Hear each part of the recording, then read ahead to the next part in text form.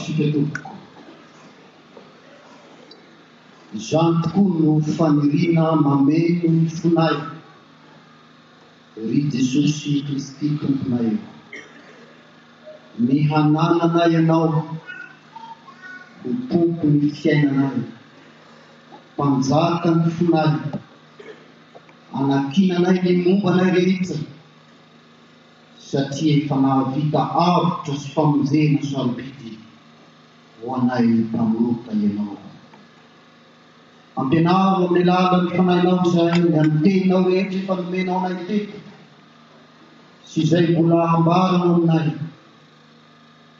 mba hifikiranay bebe kokoa hatrany amin'ny fahatokinanao, na dia sedraina sy mandalo fitsapana mamay samihafa izay eo am-pitsenanay ny iavianao indray. Ampahirezo izahay Jesosy, azono izahay, ary ataonay mifikitra aminao mba ho mpandresy tahaka anao koa. Dia mitenena aminay indray araka ny fombanao, fa vonikay amin'izay mpanomponao. Dia mamindrafo aminay ry Tompo, mamelana ilokay. Amin'ny anaranao Jesosy Kristy tomponay. Amen.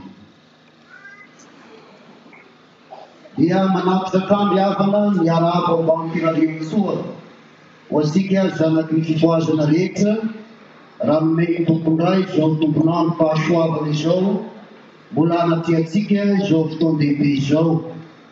Marina fa no ny antony ara-pahasalamana eo amin'ny ankizy dia tsy tonga ndray mandrehitra ny alefitry ny fiangonana luterana malagasy, dia ny tenanay no miangaviana, ka dia ampifaliana sy ampanitretena no andraisana izao afatra hozaraina amintsika izao. Izany dia nakina indrindra ao amin'ny filazantsara araka ny Matio, ny toko faha-efatra amby roapolo. Matio ny toko faha-efatra amby roapolo, ny andininy voalohany ka mahatratra ny andininy fahatelo amby folo. Matio ny toko faha-efatra amby roapolo, ny andininy voalohany ka mijanona amin'ny andininy fahatelo amby folo. Dia miara-mitsangana isika mamaky izany amin'ny anaran'i Jesosy. Ary no miala teo kianjan'ny tempolo Jesosy, dia lasa nandeha, ary mpianana anatona azy hampizaha azy ny rafitry ny tempoly. Fa izy namaly ka nanao taminy hoe, tsy hitanareo va ireo rehetra ireo? Lazaiko aminareo marina tokoa, tsy avela isy vato fanongoa eto ka tsy horavana. Ary nipetraka teo tendrombohitra Oliva Jesosy, dia nanantona azy mangingina ny mpianany ka nanao hoe, lazao aminay izay andro ahatongavana izany, ary izay famantarana ny fiavianao sy ny fahataperan'izao tontolo izao.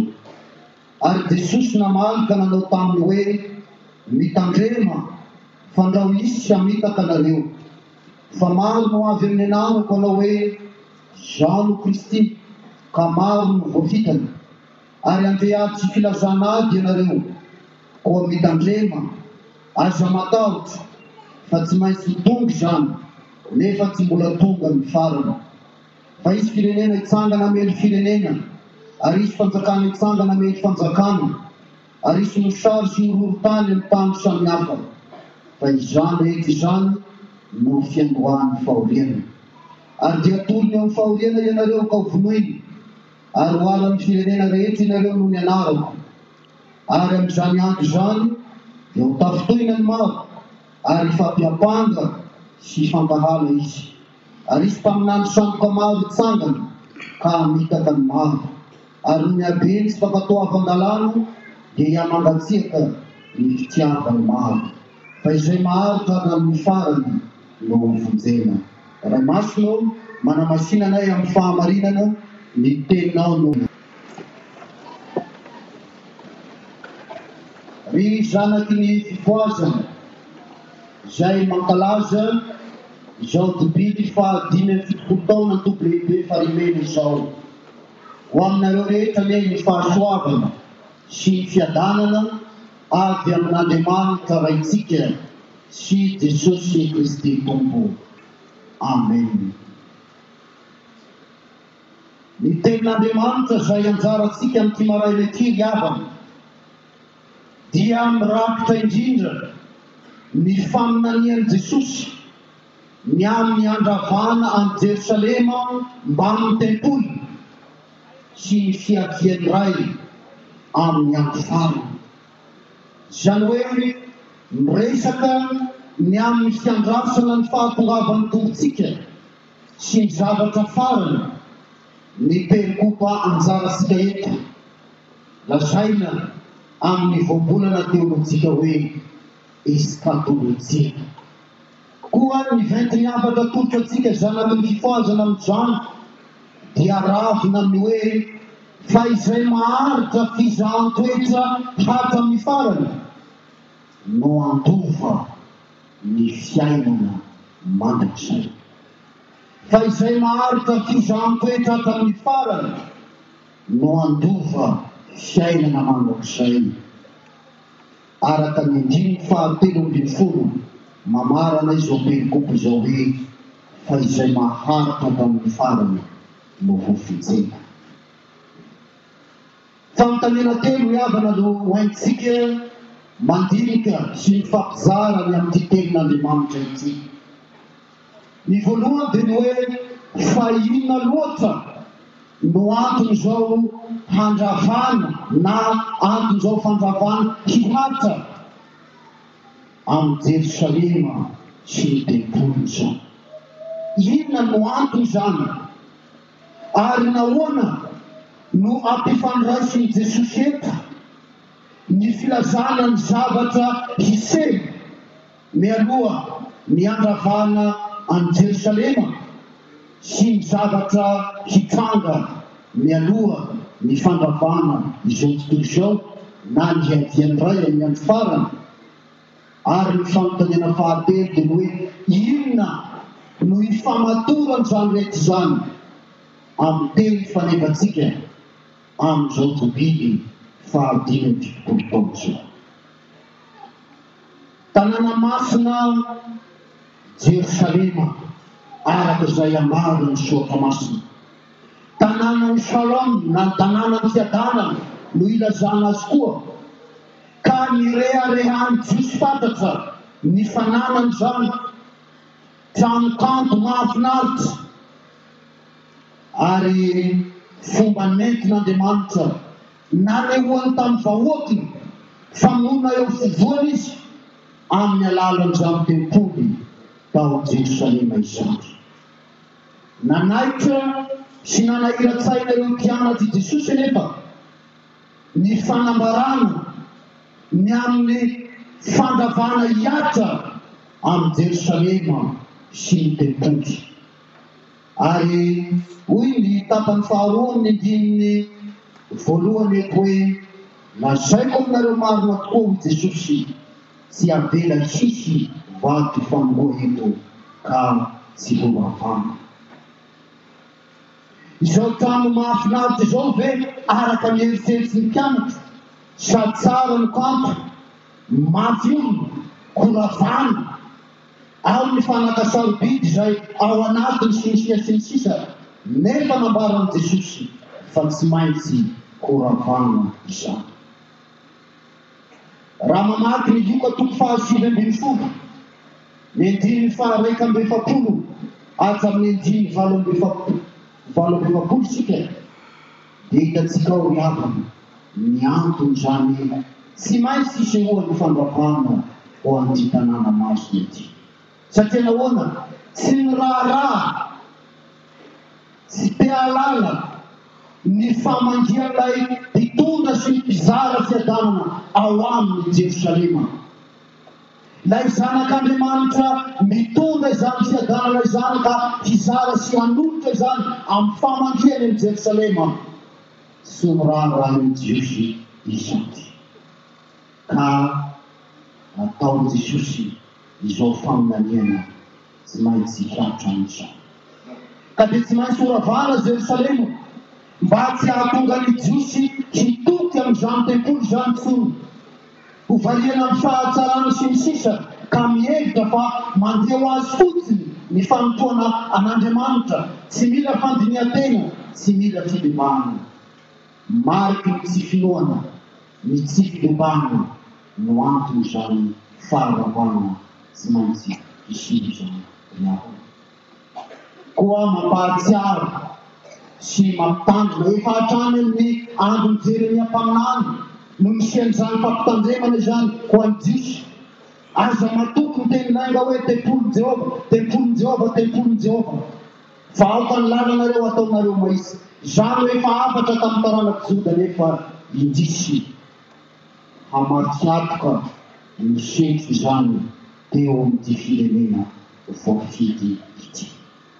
Ary misy mpitondra vavahana tamin'ny andron'ny jiosy izay nampianatra fa noho io tempolo ao Jerosalema io dia tsy ho ravan'ny fahavalo mihitsy Jerosalema, fa tsokeky izany ny fony lavitra an'Andriamanitra.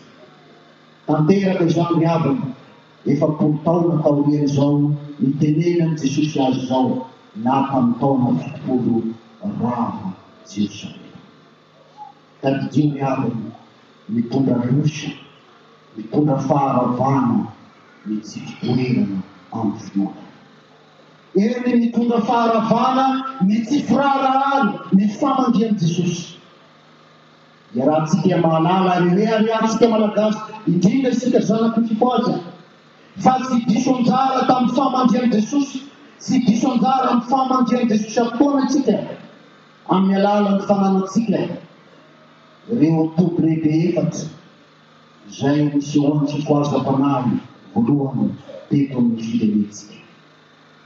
Famandian'i Jesosy izany, namangy ny tanindrazantsika, namangy ny firenentsika, mbola mamangy isika ankehitriny amin'ny alalan'izao fahadimy fitopolo taona izao. Ny fanontaniana-petaka dia hoe inona ny misy antsaikan'izany teo amin'ny sainan'ny malagasy, inona ny misy antsaikan'izany eo amin'ny sainantsika ankehitriny. Tena mahay mitahiry, tena mahay mandova, tena mahay misitaka tokoa. Izany fifoazam-panahy namandrian'i Jesosy ny firenentsika izany dia isika zanaky ny fifoazana ankehitriny. Ny taonantsika andinika ny hafarahany Jerosalema sy ny tempolo, ka miverena ao amin'ny fitiavana voalohany amin'ny alalana fibebahana. Asehon'i Jesosy amin'ity teksta ity ny fifandraisany zava-niseho mialohan'ny andravana any Jerosalema sy ny zavatra hitsanga mialoha miaravany izay toizao na miadiandray amin'ny fanady. Ambara eto riavana fa samy vany tokoa na sarotra ireo isehoan'ny krizy amin'ny endriny maro lafy arak'izay tanysaina eto amin'ny andiny faefatra hatramin'ny andiny faharoambinifolo. Isehoan'ny Kristy samboka na ny mpaminany samboka, isehoan'ny ady na ny tsy fandriam-pahalemana, ny misary, ny horohoro-tany, fahoriana samihafa. Ary lioka dia manampy ny amin'ny arety mandringana raha mamaky ny lioka, ny doko faharoam-biropolo sika sy ny sisa sy ny sisa. Raha ravitsika dia izao fotoana hisehoan'ny fizahan-toetra mahamay, ny fotoana ny andrasan'i Jiosy, ny faharavan'i Jerosalema sy ny fiandrasantsika ihany koa ny iverenan'i Jesosy indray amin'ny andro farany. Ary izany no ampitanatsika ny afatry ny tenin'Andriamanitra eto hoe fa izay maharitra fizahan-toetra hatramin'ny farany no andova ny fiainana mandroso. Miara-manaiky isika fa miaina amin'ny andro mahory arak'izay ambarany Paoly tamin'ny Timoty amin'izao andro mikitsika izao riavana. Inona amin'ireo voatanisy ireo no mbola tsy tanteraka koa ankehitriny, saika izy rehetra iainantsika iseho eo amin'ny andavamandrom-piainantsika. Ka inona ny fandraisany izany, inona no fikendren'i Jesosy amin'ny fitandrosany ireo fahoriana loza amanatany ireo. Ho fampinohoroana atsika ve? Ho fampitahorana atsika ve?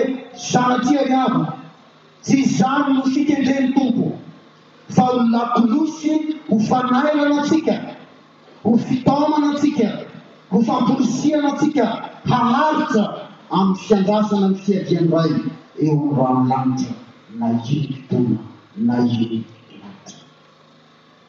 Zavatra roa no kendreny, na ho an'ireo mpianana izay mihaino azy tamin'izay, na ho atsika koa mankalaza izao fahadimy fitopolom-paozy. Mikendreny tompo amin'ny fiainao voalohany, fibebahana eo alohan'ireo zavatra maro, eo alohan'ireo fizahan-toetra manahy iainantsika ankehitriny. Zavatra faharoa dia ny faharetana. Ireo no kendreny tompo amintsika, izany hoe fiaina fibebahana, fiaina faharetana.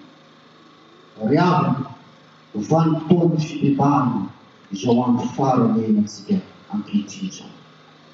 Mitaona antsika ny tenin'Andriamanitra eto ho amin'izany fibebahana izany. Mampieritreritra ny tenin'ny mama volavana Germaine raha miresaka ny amin'ity fibebahana ity. Izao no lazainy, ny sarotra mibebaka indrindra sy ny sarotra fibebahana indrindra dia ny pastora sy ny mpiandry. Io ny teny lehibentsika io. Ny sarotra mibebaka sy ny sarotra fibebahana indrindra dia ny pastora sy ny mpiandry. Sao dia zavatra mampibebaka loatra isika ka hadiantsika ny mibebaka. Fadio ny anamarotena, fadio ny hievitena ho zavatra, fa mitaona antsika Jesosy hibebaka, hanana fiainam-pibebahana isanandro. Ary izany fiainam-pibebahana izany no hiatorahantsika eo amin'ny Jesosy isampotoana amin'ny alalan'ny fiainam-bavaka, ka hitoerantsika tsara ny finoana, ka hananantsika fiainam-paharetana eo izany fanompoantsika ny tompo izany. Tsy vitsy amintsika no mihevitra fa rehefa mpanara-dian'i Jesosy dia tsy mandany fijahan-toetra tsy azo paholena. Lavitra ny fahasairanana, lavitra ny olana, ary misy mirosaka ho kristianina mba hiadana. Misy mirosaka ho mpiomana mpiandry na miditra any amin'ny estipely mba tsy hisy olana eo amin'ny fiainana. Tandra-vadikotiko ny fiainantsika kristianina ny fizahan-toetra ry havana, indrindra amin'izao andro hiavian'i Jesosy. Amin'izao andro hitsenantsika ny hiavian'i Jesosy indray izao. Jesosy dia namela ny mpianana 12 hihara amin'ny tafio-drivotra. Nahoana? Satria dia ampiorina tsara ny finoana ao anatin'izy ireo Jesosy. Ahatonga azy ireo hinazakazaka anantona Jesosy, hinavonjy ny Jesosy, hitaraina hoe tompo vonjeo fa maty izay dia mandalo ny tafio-drivotra ary tahaka izany koa ny fandalovany fizahan-toetra eo amin'ny fiainantsika. Mampianatra atsika izany mba hivavaka sy hitotika amin'ny mandrakariva ka tsy hatoky tena na hitady zavatra hafa hiankinantsika. Ary teaneo aminao ny tenany fa mahavonjy Jesosy ka tsy mamela antsika irery, tsy mamela antsika, tsy mamela anao irery eo amin'ireo tafio-drivotra. Ry hava malala isany ao amin'ny tompo mandray izao tena Andriamanitra. Eo am-pitsenana, eo am-piandrasana miavian'i Jesosy iray isika ankehitriny. Be dia be ny fisehoan-javatra ary soranina amin'izany. Ny fisehoan'ny Kristy Santo na ny mpaminany Santo, ny arety mandingana izay mampitaraina sy mahatonga fahafikiana amin'ny olona maro amin'izao andron'ny Covid-19 izao. Ny tenan'Andriamanitra eto mampitsaka antsika, mampahery antsika ho amin'ny fanantenana, ary indrindrandrindra ny ananantsika faharetana eo amin'ny fanompoan'ny tompo. Fa Paoly dia miteny raha nananatra namporisika ny kristiana tamin'ny Roma hoe aoka hifaly amin'ny fahoriana aza satria fantatsika fa ny fahoriana mahatonga faharetana.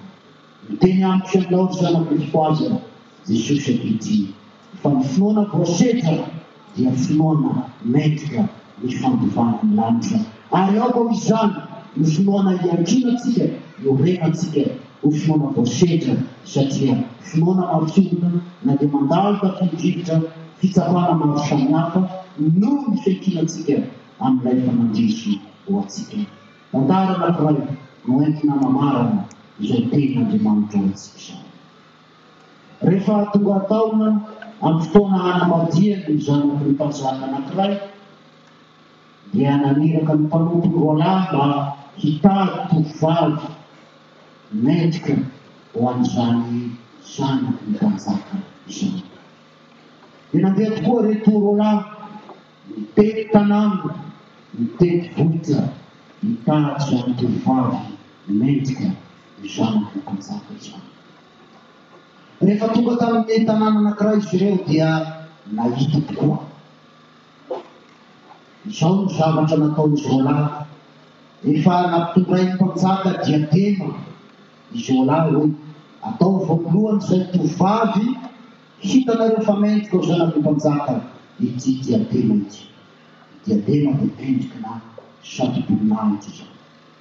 Dia io ny fanarahana mba zazavavy tamin'ny ray aman-dreny fa hapetraka eo andohany ho satohany indrindra rehefa mivoaka ny tokantrano izy na aiza ny alehany fa izy roa lahy tsy maintsy mbola hiverina amin'ny mpanjaka ary ho tonga amin'ny fotoana tsy fampilazana hampakatra am-behivavy ho zanaky ny mpanjaka. Dia miverina izy roa lahy nitaona vehivavy. Tamin'ny voalohany dia tsy nivoaboaka na vehivavy tao an-trano ihany, andrasana tsy tonga, andrasana tsy tonga. Misy fotoana anankiray misy lanonana fety teo an-tanàna, misy alim-pandihizana teo an-tanàna, andrahoana ny tanora rehetra. Io dia lazay tanora ankehitriny hoe manama azy hono. Dia tana vehivavy ary rehefa nandeha navany any tao ahita akora vehivavy misolo ilay diadema dia napetraky hita amin'ny lohany vehivavy namany dia lasa izy nandihy. Kansy tamin'ny indrindra no tonga ireo mpanompo hakana vehivavy misatroka diadema hapakary ny zanaky ny mpanjaka.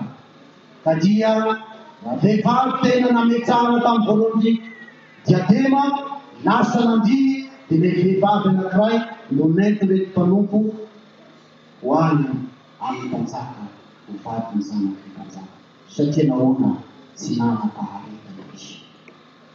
Manana faharetana ry havana amin'ny fanompoantsika amin' Jesosy. Manana faharetana amin'ny finoana amin' Jesosy fa izany antoka lehibe handovaditsika ny lanitra. Izany no antoka lehibe handresentsika ny zava-sarotra rehetra satria efa nandresy ho antsika Jesosy ilay ankinantsika. Da hotain'Andriamanitra le izany teny izany ka fiainana ho antsika tokoa ary indrindrandrindra anavaozana amin'ny alalan'ny fitarian'ny fanahy masina ny fanoloan-tenantsika tsirairay avy fa izay maharitra fizantoetra hatramin'ny farany no handova fiainana mandrakizay. Voninahitra n'Andriamanitra izay fahazo tamin'ny taona indrindra aritra mandrakizay. Raisy ny fitariana.